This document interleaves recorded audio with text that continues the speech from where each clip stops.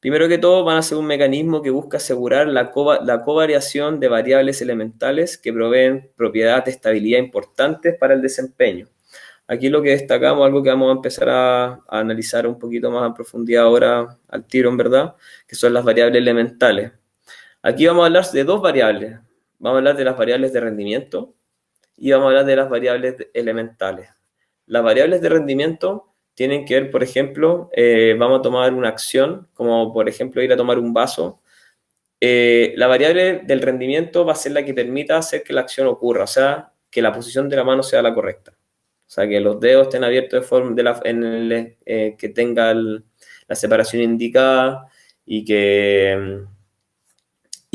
eso va a ser como la gran determinante en que pueda pasar que yo pueda tomar algo. Las variables elementales es todo lo que está pasando desde la muñeca hacia proximal. Todos los ajustes articulares, todos los manejos de tono, las inhibiciones recíprocas, todo lo que vaya a pasar hasta llegar incluso a lo que va a estar pasando en el pie para poder generar una estabilidad o una adherencia al piso, para poder dar un soporte en el hombro que finalmente nos traiga como resultado que yo llegue a la velocidad exacta, con la fuerza exacta, a tomar ese vaso y después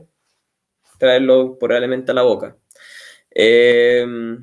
y otra cosa importante es que también, como mencionamos, todo este tema de las variables elementales, cae de cajón empezar a hablar sobre sinergias sobre sinergias. ¿Qué quiere decir esto? Que nosotros, independiente que hayamos dejado, por así decirlo, el reduccionismo de ver un músculo de origen e inserción y analizar sus características para luego tratar de suponer cómo eso podía generar una acción global en el cuerpo, empezamos a hablar sobre una forma de más integral que tiene que ver con entender de las sinergias musculares, la relación del core, etcétera, etcétera, etcétera. Pero al mismo tiempo estamos haciendo un reduccionismo que no lo queramos ver porque queremos tratar de estudiar cadenas por separado, la cadena posterior, la cadena anterior, la cadena lateral, la cadena espiral, como si pudieran aislarse y no se pueden aislar. Todas están trabajando en conjunto para poder lograr las acciones necesarias, a la velocidad necesaria, con el tono necesario. Eh, pero eso es importante porque al final siempre van a haber trabajos colaborativos, ya sea entre cadenas musculares, entre grupos musculares, entre fibras musculares. Entonces, la sinergia sobre sinergia viene a decir que en función de múltiples problemas, múltiples sinergias se pueden acoplar para resolver el caos que genera el entorno sobre la acción. ¿Ya? Entonces, también tener claro que aunque la visión de las cadenas musculares sea integral, sigue siendo reduccionista porque la estamos extrayendo para poder analizarlas de forma por separado, por así decirlo, destacando cada una por su cuenta, pero entender que siempre están funcionando todas entre sí. Entonces aquí podemos ver ejemplos donde podríamos analizar cuáles son las sinergias elementales y cuáles son los elementos variables y cuáles son los elementos de rendimiento, o las variables de rendimiento y variables elementales. En este caso, en el del escalador, podemos ver que la variable de rendimiento va a ser que él pueda poner su mano de la forma indicada para poder tomar esa forma que está en la roca. ¿Qué es lo que está pasando ahí? La mano tiene que tomar la forma directa para poder llegar de la mejor manera posible, pero ¿qué es lo que va a pasar de ahí hacia abajo? Él va a tener que tener un ángulo de muñeca adecuado,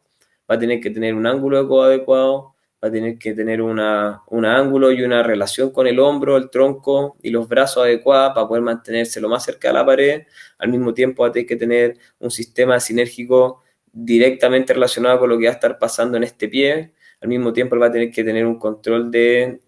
la mirada, análisis de todo lo que está pasando a su alrededor, qué es lo que está pasando con el otro pie, que el peso, ojalá el vector de tracción sea lo más cercano al centro de masa para que él no se caiga. Entonces, está pasando una gran cantidad de cosas mucho más allá de que él logre solamente tomarse ese agarre, sino que hay un sinfín de elementos que están ocurriendo que van a poder incluso determinar que la tarea ocurra o no, independiente que la mano haya tomado la forma exacta para poder tomar esa tomada. Por otro lado, aquí tenemos a un corredor de trail running que viene corriendo por un cerro, donde podríamos ver que si analizamos solamente lo que va a pasar ahora, que es la descarga de peso con el pie izquierdo, el contacto inicial y la respuesta a la carga, vamos a ver que la variable de rendimiento va a ser que el pie llegue con la posición adecuada. Si el pie no llega con la posición adecuada, lo más probable o que podría pasar es que quizá exista o alguna fuerza innecesaria para poder cambiar dirección o que se doble el tobillo directamente. La variable de rendimiento vendría siendo esta, mientras que la variable elemental es todo lo que está pasando arriba, desde cómo él bracea, cómo él posiciona su cadera, cómo él va a tener su pie al lado para poder manejar la fuerza y que se distribuya de la mejor manera posible hacia el piso a través de esta pierna. Entonces, una gran cantidad de cosas están pasando más allá de que el pie esté en la forma correcta para poder tocar el piso. Lo mismo va a pasar con este salto ornamental, que entre todo su ejecución va a estar medida por qué tan perfecto entra el agua, y claramente eso va a estar dado por la posición final que él logre y cómo él vaya a manejar todas las sinergias, las fuerzas rotacionales y las fuerzas que estén trabajando sobre el cuerpo de este deportista para poder lograr justo el timing perfecto y entrar al agua en el mejor ángulo posible. Finalmente tenemos también el ejemplo de un bebé gateando, donde podemos ver que uno de los requisitos para que esto pueda ocurrir es que él tenga estos ángulos de muñeca y que él tenga la posibilidad de empujar el piso. Esto no podría estar pasando o sería mucho más difícil para él si es que la mano estuviera, por ejemplo, en una flexión palmar y estuviera usando la misma muñeca como un punto de apoyo. Probablemente le costaría bastante el tema del desplazamiento. Entonces esto también vendría siendo una variable de rendimiento y todo lo que está pasando aquí hacia arriba son variables elementales. Bien, entonces aquí tenemos una tabla que viene a caracterizar un poco la organización del movimiento, dónde están ocurriendo las descargas, qué es lo que está pasando directamente, cuál es el tejido o cuál capa es la que está interviniendo en cada uno de estos niveles y finalmente cuál sería el camino que va a seguir el tema de la contracción o el reclutamiento muscular. Aquí el mismo, igual que como lo propone Bernstein, que lo mencionamos al principio, vamos a tener una sinergia cero que tiene que ver con el estado de preactivación, o sea, más que nada el tono muscular, que luego, en función de alguna descarga neuronal sobre las neuronas gamma y alfa, se va a generar una reacción sobre el uso que va a empezar a generar un aumento en la actividad muscular a nivel segmental. Eso es importante, va a ser en el segmento que está involucrado. Y lo importante es que lo primero que hace es tensar la fascia antes de generar la activación completa de origen y sección del músculo. Luego vamos a pasar a una sinergia 2, donde vamos a tener una secuencia de acción muscular. Me dijeron que ahora vamos a estar hablando solamente de un segmento, por ejemplo, el segmento brazo, sino que se va a empezar a conectar con otros segmentos para poder generar un movimiento en un solo plano. Eso estaría pasando en la sinergia 2, donde estaríamos hablando de una sinergia secuencial. Luego, en la sinergia 3, lo que va a pasar es que a este acoplamiento de movimientos, o de segmentos, mejor dicho, a estos acoplamientos de segmentos musculares, van a empezar a intervenir nuevos planos de movimiento. O sea, ahora vamos a estar trabajando en uno, sino que vamos a empezar a pasar a trabajar en dos planos o incluso trabajar sobre diagonales, para finalmente llegar a la sinergia 4, donde vamos a poder trabajar en todos los planos de movimiento, probablemente con un gran componente de enlaces y conexiones de distintos eslabones musculares, que todos van a estar pretensados y con una tensión inicial a través de la fascia que lo va a conectar todo y va a poder llevar como resultado a que ocurra la acción sobre el ambiente. ¿Bien? Aquí lo que tenemos es también una forma jerárquica en la que se propone la sinergia,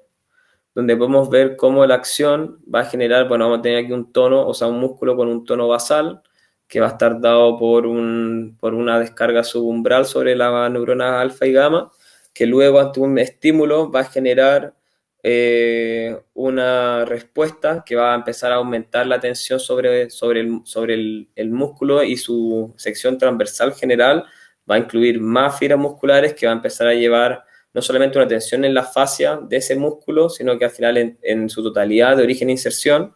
que obviamente en función del umbral vamos a poder empezar a ver la fasciculación o la contracción visual, para luego empezar a generar una adaptación o una conexión en secuencia, donde vamos a empezar a integrar elementos musculares de otros segmentos que luego va a empezar a integrar distintos planos de movimiento, por lo tanto vamos a empezar a incluir más segmentos o más elementos musculares para luego finalmente tener un movimiento complejo que nos va a permitir llevar a la acción muscular. Es importante que este sistema jerárquico de feedback y feedforward se va autorregulando en cada estación y no es solamente algo que va a pasar de forma de ida y vuelta, sino que cada elemento tiene una reevaluación y por lo tanto una regulación de su acción y su tono, lo que nos va a permitir tener sincronía y eficiencia en la sinergia muscular y no va a ser una respuesta aberrante.